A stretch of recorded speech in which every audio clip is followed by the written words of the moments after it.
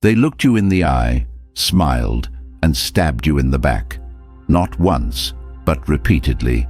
You trusted them, and they turned your world upside down. It's time to confront the truth about betrayal. You gave everything, your time, your loyalty, your heart, and in return, they gave you lies, silence, or worse, indifference. Betrayal doesn't always come with a loud crash. Sometimes it comes in the form of a soft smile and a slow, calculated withdrawal. You know what it feels like to walk into a room and suddenly feel smaller, not because you changed, but because someone you trusted shifted the ground beneath you. This isn't just about being hurt. This is about being broken by those you never imagined would cause you pain. And it's about what you do after the shattering. Today, we don't sugarcoat. Today, we confront. You're not alone in this. Many carry the weight of unspoken betrayal, but most never do what you're about to do. Face it, dissect it, and rise above it. Betrayal isn't just an act, it's a revelation. It exposes the true nature of those around us and challenges our understanding of trust. In this video, we'll delve deep into the 3 most unforgivable betrayals in relationships, guided by the timeless wisdom of Stoic philosophy. Comment below, I choose truth over betrayal. Every man at some point has sat alone, staring into the past, wondering how the people he gave the most to were the first to leave, or worse, the ones who twisted the knife. You've been loyal, you've shown up, you've sacrificed. And yet, the coldest wounds often come from the warmest hands. That pain you feel, it's not weakness. It's the shock of a man who expected honor and got games instead. Stoicism teaches us that peace isn't given, it's built. And today, brick by brick, you're going to rebuild your foundation, stronger, sharper, unshakable. Because the world doesn't need more passive men. It needs men who see clearly, act decisively, and refuse to tolerate betrayal, no matter how beautifully it's disguised. If you've ever felt used, lied to, or emotionally drained, this video is your mirror and your roadmap. And by the end, you won't just understand betrayal, you'll know exactly how to rise above it. Number 1. Disloyalty. There's a moment every man remembers, not just a betrayal, but the split second when he saw someone he trusted choose themselves at his expense. And if you've lived long enough, you've felt that cold shift in the room, the silence that says more than words ever could. And in that moment, something inside you changes permanently, not in a loud or angry way, but like a quiet understanding that the version of you that believed in people without proof no longer exists. And if no one's told you yet, disloyalty isn't an accident, it's not a misunderstanding. It's a decision made with full awareness, and if you don't develop the discipline to see it for what it is, it will continue to sabotage your peace, your confidence, your masculinity, and your future. Because what most men never get taught is that loyalty from others only comes after you build unshakable loyalty to yourself. And if you're letting people stay in your life who switch sides when you're not winning, or who speak differently about you when you're not in the room, you're not just tolerating disrespect. You're telling your own soul it doesn't matter, and there's no coming back from that until you decide to raise your standard permanently, not as an act of revenge, not to prove a point, but because you finally realize the cost of letting unworthy people stay close is far greater than the cost of walking alone for a while. And if you're the type of man who thinks cutting people off is harsh, consider this. What's more brutal? Hurting someone's feelings, or living a life where you constantly have to question if your circle is really for you? Because the truth is, if they loved you, you wouldn't have to wonder, and loyalty isn't just staying with someone. It's being for them in all conditions, especially when they're not useful to you anymore, especially when they've messed up, especially when there's nothing to gain from sticking around. And if you're the only one being loyal in your relationships, that's not loyalty, that's self-abandonment disguised as love. And no man can be fully present in his purpose while being surrounded by people who secretly resent him, compete with him, or only show up when they need something from him. So you've got to check the energy when you share good news. If the people closest to you can't celebrate you, you've already outgrown them. And this isn't about becoming cold or paranoid, it's about becoming wise. And if you're not yet the kind of man who notices subtle cues, the way their voice changes when you succeed, the way they disappear when you struggle, the way they bring your name up only when you're not around, then start paying attention, because the best way to protect yourself from betrayal is to observe before you attach. And the first time someone shows you they're not for you, you don't need a second chance to confirm it. And that doesn't mean you become rude or hostile. It means you adjust your access. It means you stop explaining your boundaries. It means you stop saving people who keep throwing themselves into the same fire, then blaming you for not pulling them out. And if that sounds cold to you, that's only because you've been trained to feel guilty for finally choosing yourself. But the truth is, loyalty without boundaries isn't loyalty, it's enslavement.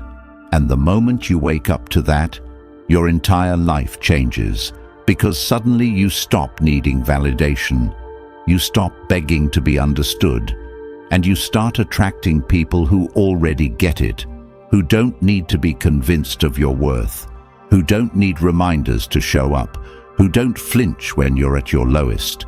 And if you're wondering where to begin, start with this. Take inventory. Look at your life like a business. Who's pouring into it? Who's withdrawing? Who's loyal to your face but not your absence? Who benefits from your wins but never supports the process? Who smiles at your strength but mocks your struggle? And once you've identified them, you don't need to make a scene, just make a shift. And yes, it's going to be uncomfortable at first. Yes, it's going to feel lonely, but that loneliness is temporary, and the peace that follows is permanent.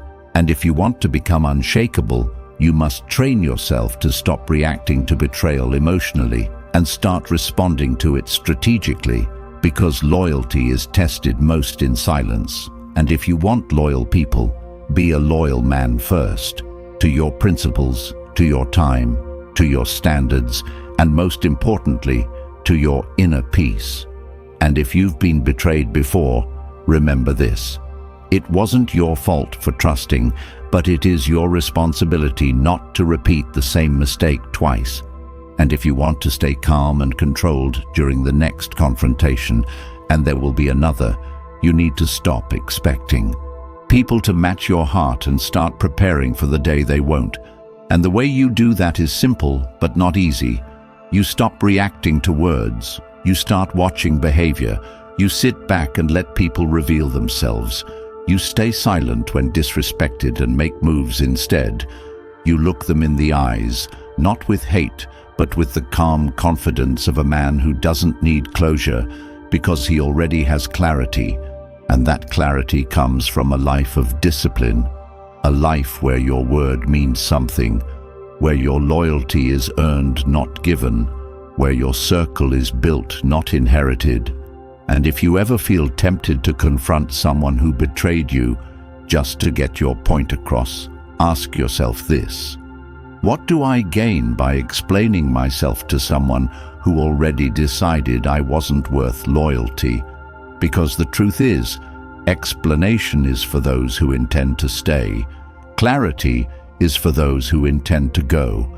And if someone's already shown you where they stand, believe them and keep it moving, not because you're weak, but because you've finally realized peace is louder than drama. And if you want that peace, you need to kill the part of you that keeps giving passes to people who wouldn't hesitate to leave you behind. And if you want to develop emotional strength, start by staying silent when provoked, by showing restraint when insulted, by making moves when doubted, and by keeping your power when they expect you to lose it. Because disloyal people don't just betray your trust, they feed off your reaction, and the most painful realization you'll ever have is that not everyone who hurt you regrets it. Some are watching to see if you'll still come back, and you can't give them that satisfaction. Not if you want to build a life where your energy is sacred, where your focus is protected, and where your loyalty is reserved only for those who've proven they deserve it. And if you're asking where to start by writing down what loyalty means to you, then live by it, and most importantly, require it in return. Number 2, deception. There's a kind of betrayal that doesn't stab you in the back all at once, but cuts you slowly with a smile. It's not the blow that hits hardest, it's the one you didn't see coming, the one delivered while they looked you in the eyes, and deception is exactly that. Not a one-time lie, not just cheating or a broken promise, but a pattern of manipulation carefully wrapped in good intentions. And if you're a man who's ever been lied to by someone you trusted, be it a partner, a friend, a family member, you know the pain doesn't come from the lie itself, but from the realization that someone saw your trust as a tool, a weapon even, to get what they wanted, and didn't think twice about using it against you. And it's the moment you realize she didn't just hide something from you. She studied your blind spots, used your love to shield her secrets, fed you half-truths and emotional detours to keep you distracted while she did the very thing you feared. Whether that was texting someone behind your back, telling others things about you she'd never say to your face, or building a secret world where you didn't exist. And while society might try to tell you to forgive, to move on, to understand her perspective, what they won't tell you is that deception rewires your entire sense of reality. And if you don't confront that damage and rebuild it deliberately, you'll start to question your own perception of truth. And that's how you lose yourself, when you start second-guessing what you saw, what you heard, what you felt, because someone was skilled enough to lie without flinching. And the biggest mistake a man makes after being deceived is assuming closure means getting the truth. But sometimes the truth is already in what you felt in your gut the first time, and you just needed the courage to listen to it. And the only way to break free from the psychological grip of a liar is to stop giving them the benefit of the doubt once their actions have already proven the truth. Because the most dangerous liar isn't the one who tells big lies. It's the one who tells just enough truth to keep you confused, who gaslights your memory with phrases like, "You're overreacting," or "I didn't mean it like that," who makes you feel guilty for even asking questions while hiding behind a mask of fake transparency. And you know the kind. The friend who laughs with you while planting seeds of doubt in others. The woman who smiles during dinner while texting someone else goodnight. The family member who hugs you in public but calls you a failure when you're not around, and if you're not paying attention. These people can convince you that silence is peace, and confusion is clarity.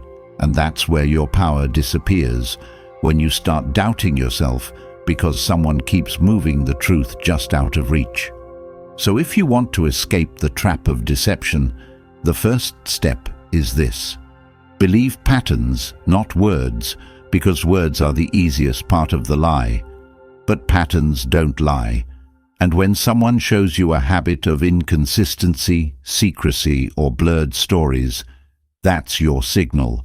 And no, you don't need to catch them red-handed or collect screenshots or interrogate their friends, because by the time you're doing all that, you've already lost your peace and given them too much power.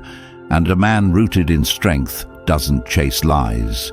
He removes liars, not with aggression, but with indifference, not with confrontation, but with quiet clarity. And this doesn't mean you shut yourself off from everyone or become emotionally unavailable.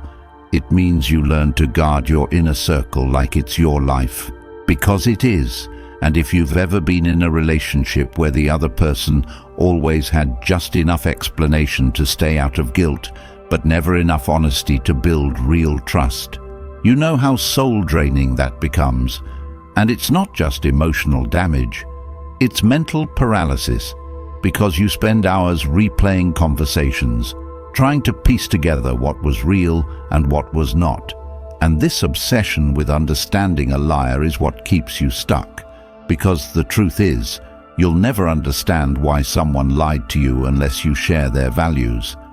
And if you're a man who values loyalty, consistency, and truth, you will always be confused by someone who sees honesty as optional and deception as a survival tactic. So stop trying to figure them out and start figuring out your next move. And here's how. First, set a rule for yourself. When someone lies to you about something small, assume they're capable of lying about something big, not because you're paranoid, but because self-respect demands that you don't reward dishonesty with continued access. And second, learn to recognize covert deception. Not all lies are spoken. Some are in the withheld information, the redirected. Questions, the sudden over-explaining, the timeline inconsistencies, the emotional guilt trips, the constant need for validation. When you ask simple questions, and if you're ever made to feel like the bad guy for seeking clarity, understand that's not love, that's manipulation. And third, build a mindset where peace is your baseline, where no matter how attractive someone is, how long the history is, or how much potential they have, you never compromise truth for comfort, because the cost of that comfort is always clarity. And a man who lives without clarity is always one step away from losing everything. His goals, his discipline, his emotional edge, and even his sanity. And if you've been there, you know how easy it is to fall into the trap of giving one more chance, and then one more, and before you know it, you're tolerating things you once said you'd never accept, not because you're weak, but because deception is slow, subtle, and calculated, and the longer you stay, the more it rewrites your boundaries until you forget what real love, loyalty, and peace even feel like. So if you're reading this and thinking about someone who's lied to you repeatedly, ask yourself, why do I keep allowing them access? What am I afraid to lose? And is that fear bigger than the damage they're doing to my spirit? And if the answer is no, then you know what you need to do. And when you finally walk away from a liar, understand that they'll try to rewrite the story, paint you as cold or unforgiving. They'll say you changed, but let them talk, because those who lie can't survive in environments of truth. And the more honest you become about what you saw, what you felt, and what you won't allow anymore, the more you'll attract people who have nothing to hide and everything to build. And if you want to heal from deception, don't just cut them off. Cut off the version of you that tolerated it, the part of you that wanted to believe the story even when the facts didn't align, and in its place, build a man who doesn't need constant reassurance, who doesn't depend on words, who watches actions, who creates space between stimulus and response, who walks away when his peace is violated, not because he's angry, but because he knows his peace is too expensive to trade for cheap lies. And if you've ever wondered how to tell if someone is deceiving you, pay attention to what they do when they think you're not paying attention, because that's who they really are, and you owe it to yourself to believe what you see, not just what you're told, because the man who sees but still stays becomes a partner in his own betrayal, and the world doesn't feel sorry for that man. It uses him, drains him, and replaces him. So don't be that man. Be the one who walks in truth even when it's uncomfortable, who trusts his gut even when it doesn't come with proof, and who chooses to build a life where honesty isn't requested, it's required. Number 3, emotional manipulation. There's a betrayal that doesn't show up as a lie or a physical action. It shows up in tone, in silence, in strategic tears and carefully timed guilt trips, and it doesn't hurt you in one big moment. It drains you over weeks, months, sometimes years, until you wake up one day and realize you've been loving someone who's been training you to doubt yourself while smiling at you from across the room. Because emotional manipulation isn't always loud. It doesn't always come with shouting or obvious abuse. It often shows up in the soft, persuasive language of someone who claims they're doing it all for your own good, while slowly making you question your intentions, your reactions, and your instincts. And if you're a man who's ever been in a relationship where the other person flipped the script every time you tried to address a problem, where every issue you brought up suddenly became about your tone, your timing, your attitude, then you've felt the crushing weight of manipulation disguised as communication, and it's one of the most disorienting experiences a man can go through. Because when you're physically strong but emotionally confused, you start to feel like your strength has no outlet, like you're fighting a battle that can't be won because the rules change every time you speak. And one of the cruelest parts of emotional manipulation is that it's done with surgical precision. The manipulator learns your insecurities, studies your responses, and begins to push buttons they know will trigger confusion and shame, not to destroy you, but to control you, to create a reality where they are always the victim and you are always on trial, where you're constantly apologizing just to keep the peace, walking on eggshells in your own life just to avoid the next emotional trap. And if you've been there, you know what it's like to say sorry for things you didn't do, to justify boundaries that shouldn't need explaining, to stay silent just to avoid another hour-long conversation where nothing gets resolved and everything gets twisted. And this isn't love. It's warfare disguised as affection, a form of control so covert that you start to feel guilty for even thinking something might be wrong. And the worst part is how normalized it becomes, how slowly you begin to shrink, to accept their definitions of your motives, their versions of events, their reinterpretations of your past behavior. And if you don't stop it early, you'll eventually lose the ability to trust your own emotions, your own memories, your own moral compass. And if you're wondering what this looks like in real life, picture this. You're dating someone who constantly compares you to their ex, who makes you feel like you're never doing enough, who shuts down when you try to have real conversations and then says, "You're too intense," or "You're too sensitive." Someone who claims they're always the one trying, while somehow you're always the one apologizing, and they may never scream at you, they may never hit you, but the psychological damage runs just as deep, if not deeper, because it convinces you that your feelings are the problem, not the dynamic. And the way out of this hell starts with one brutal realization. If someone constantly makes you feel like you're the villain in your own life, you're not in love, you're in a psychological cage. And you have to decide that you will no longer allow anyone to weaponize your kindness against you. And the first step to breaking free is reclaiming your right to interpret your own reality, to believe what you saw, to feel what you feel without shame, to know that discomfort is not always your fault.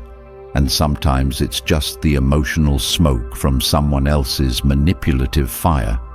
And if you're dealing with someone who can cry on command, who brings up their trauma the moment they're confronted, who accuses you of being ungrateful for all they've done whenever you express a boundary, then you are not in a relationship. You are in a performance, and you're the supporting actor in someone else's story where they always need to be the hero or the victim, never the villain. And what makes this betrayal even harder is that manipulative people often aren't evil in the cartoon sense. They're damaged, wounded, clever, and yes, sometimes even charming. But their charm is their mask. And the moment you stop playing your role, they panic, they lash out, they accuse, they plead, they promise to change, and that's when you must stay centered. Because the moment you start to pull away is when the manipulation intensifies, not out of love, but out of fear. Fear of losing control over someone they've worked so hard to condition. And it's in this moment that most men fail, not because they're weak, but because they've been taught that strength means staying, fighting for love, sacrificing their peace for connection. But the truth is, strength is knowing when to walk away from a situation that is slowly killing your spirit. Strength is setting boundaries that don't require explanation. Strength is choosing peace over chaos, clarity over confusion, solitude over manipulation. And if you want to develop this strength, you have to start with self-awareness. Write down how you feel after every major interaction with that person. Look for patterns, not isolated events. Notice how many times you've had to apologize for expressing yourself, how many times your feelings were dismissed or flipped back onto you, and then ask yourself this: would you want someone you care about to be treated this way? And if the answer is no, then why do you accept it for yourself? And the second step is emotional detachment. Not coldness, but clarity. The ability to feel love but still choose distance. The ability to care without allowing that care to override your sense of dignity. Because manipulators feed off your empathy, your guilt, your desire to be the good guy, and you have to starve that dynamic by removing the fuel, by responding with calm truth instead of emotional justification. And yes, they'll accuse you of being heartless, of changing, of not being who you used to be. But that's the point. You're not. You've grown. And anyone who needs you to stay small, confused, and emotionally vulnerable to control you does not love you. They love the version of you they can control. And if you want to heal from emotional manipulation, you have to go deeper than just cutting ties. You have to cut the internal wiring that made you susceptible to it, which means revisiting where you learned to associate love with walking on eggshells, where you started believing that being misunderstood was just part of the deal. And the third step is building an emotional fortress. Not walls that keep love out, but standards that keep manipulation from getting in. And you do that by surrounding yourself with people who hold space for your truth, who don't need you to shrink for them to feel strong, who challenge you without belittling you, who apologize when they're wrong without needing to be begged. And that starts with how you treat yourself. Do you give yourself permission to feel, to pause, to walk away? Or do you bully yourself into staying in situations that hurt you because you think endurance is virtue? And the truth is, endurance is only a virtue when the pain serves a purpose, but enduring manipulation only serves the manipulator.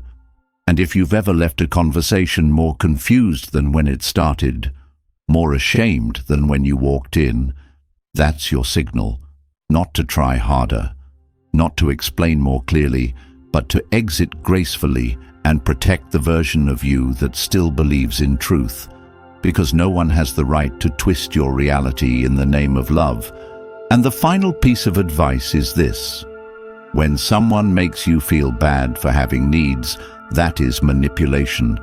When they change the subject every time accountability is mentioned, that is manipulation. When they only show affection after you break down, that is manipulation. And when they turn every disagreement into a referendum on your character, that is manipulation. And you don't fix that by loving them harder. You fix that by loving yourself enough to walk away and rebuild your life around people who don't need to confuse you to keep you close. And once you've done that, once you've broken the cycle, you'll never fall for it again, because you'll know what peace feels like. And once a man knows peace, he never chases chaos dressed as love again. If you've made it to this point, You're not just someone who watched a video. You're a man who's starting to wake up, to see clearly, to feel everything in his gut that he's ignored for too long. And I want you to sit with this truth. You weren't weak for trusting. You weren't stupid for staying. You weren't blind for believing. It means you had heart. It means you were loyal. It means you loved fully. And now, it means you are wise enough to never let yourself be betrayed the same way again. And that evolution is the most powerful revenge, not the kind that's loud or vengeful, but the kind that builds a life so solid, so peaceful, so grounded in truth, that manipulation, deception, and disloyalty can't even survive in your presence. And I know you've been through more than you talk about.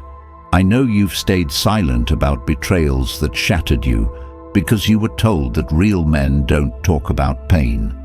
But those lies stop here, because healing starts when you stop protecting the people who broke you and start protecting the version of you that deserves better. And if you're ready to reclaim your peace, to protect your spirit, and to rebuild your confidence, not from ego, but from clarity, I want you to comment right now, never again. Just that, never again. Say it, type it, claim it. Let it be the line in the sand where your old self ends and your new life begins. Because if you're here, I know you're not like most. I know you're searching for something real.